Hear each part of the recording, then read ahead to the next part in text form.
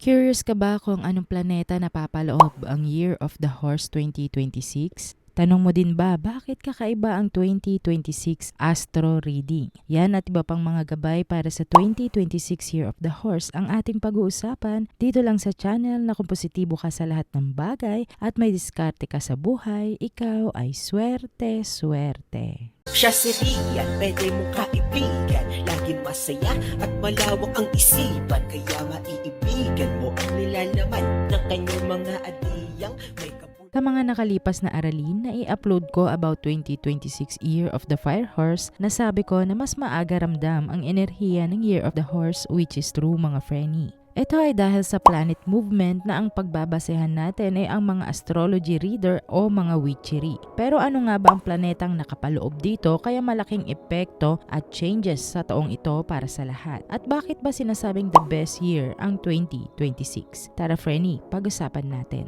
Planet Mars. In witchcraft and astrology, Mars is associated with energy, drive, motivation, and passion. Meaning mga Frenny, swerte po ang planetang Mars at ang taon o sign na matapat dito. Ang planetang Mars ay nagsisimbolo ng powerful energy. Kumbaga sa tao, hindi ka makakaramdam ng katamaran. Lahat kumikilos. Ganon siya mga Frenny. Dahil sa taglay na enerhiya o pagiging energetic ng Mars, kaya isa ito sa may pinakamaganda na planeta at taon kapag natapat sa anumang animal year. So going back sa tanong na bakit po maswerte ang 2026 Year of the Fire Horse? It's because natapat siya mga Frenny sa planetang Mars. So narito ang 5 na rason bakit swerte ang 2026 sa planet Mars. Number 1, action and initiative. Alam nyo bang sa enerhiya ng planetang Mars mga Frenny, nakakaapekto ito ng malaki sa enerhiya ng isang tao kung saan nagkakaroon tayo ng initiative sa lahat ng bagay. Gaya ng nasabi ko kanina, mas magkakaroon ng lakas para sa mga challenges mo this 2026 Year of the Horse at hindi ka basta-basta magi-give up lamang. Number 2, courage and confidence. Isa ito sa enerhiya o influence ng planet Mars sa isang tao. Mas lalong nabuboost o mabuboost ang confidence natin at mas lalo kang mapupush sa mga bagay na gusto mo or goal mo this 2026 Year of the Horse.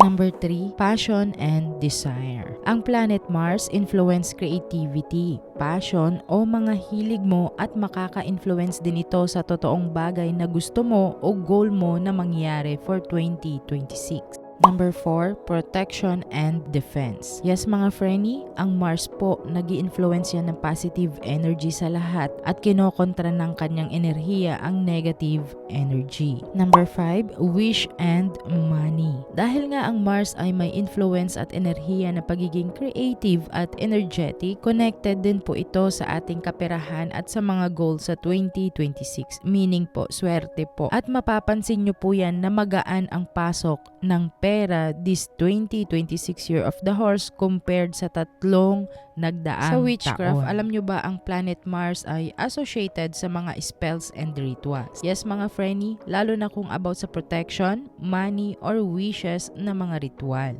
Ngayon na nalaman na natin ang rason kung bakit maganda ang 2026 at maswerte, narito naman ang 12 reverse reading prediction ko for 2026 Year of the Fire Horse. Ito po ay reverse reading ko gamit ang aking Dakota cards at in general po ang aking pagbasa.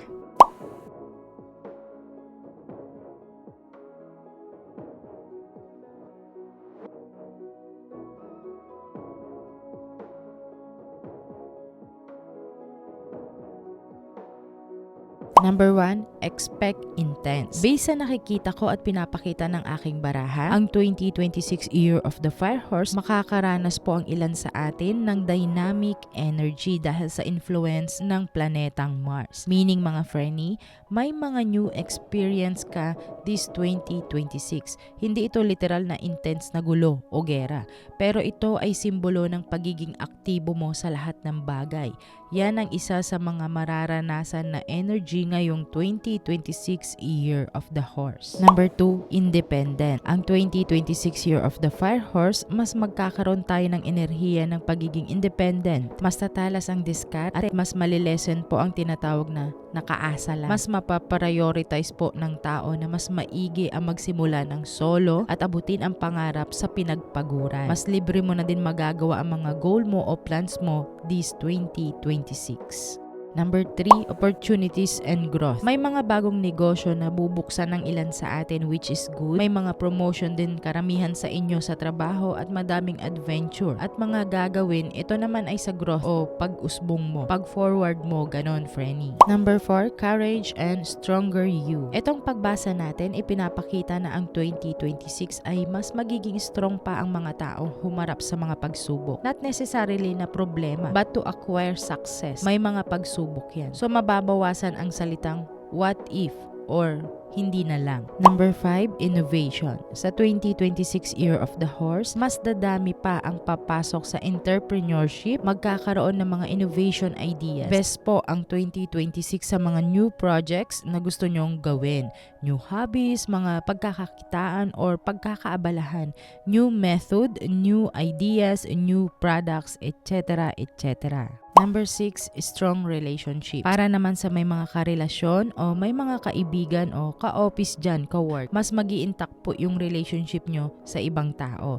About naman sa mag-couple, mas ma-enhance ang relationship nyo 2026. Mas magbabalik ang sigla, ang spark, especially kapag Year of the Tiger ka, Year of the Dog ka, Year of the Ox, Year of the Sheep, or Year of the Goat. Number 7, wealth and prosperity. Sa 2026 Year of the Horse, ang flow ng money energy ay mas maganda kesa sa tatlong nagdaang taon. Katulad ng sinabi ko kanina, mga Frenny. Potential increase ng kaperahan at mga opportunities. Woohoo, mga Frenny.